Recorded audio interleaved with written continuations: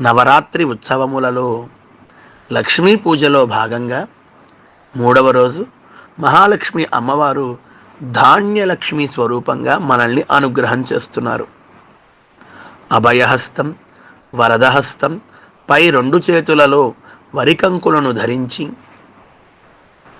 సర్వ సస్యములపై, నవధాన్యములు మొదలైన వాటిపై తన చల్లని చూపులను ప్రసరింపచేసి సమృద్ధిగా అవి పండే విధముగా అమ్మవారు కటాక్షిస్తున్నారు.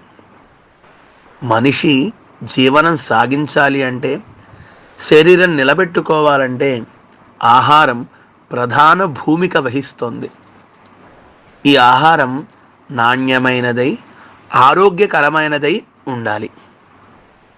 పంట సమృద్ధిగా పండాలి. ఆరోగ్యకరమైన నాణ్యమైన ఆహారం మనకి అందటానికి ధాన్యలక్ష్మి ఆరాధన చాలా ప్రధానమైనది. మీ అందరికీ కూడా ధాన్యలక్ష్మి అనుగ్రహం ఉండాలని కోరుకుంటున్నాం. మన సుదర్శనం యూట్యూబ్ ఛానల్ని తప్పక లైక్ చేయండి, షేర్ చేయండి, కామెంట్ చేయండి. మీ సందేహాలను నివృత్తి చేసుకోండి. సనాతన సంప్రదాయంలో మీకు వచ్చేటువంటి సందేహాలను. జై శ్రీమన్నారాయణ. జయ జయ జయ శ్రీ సుదర్శన.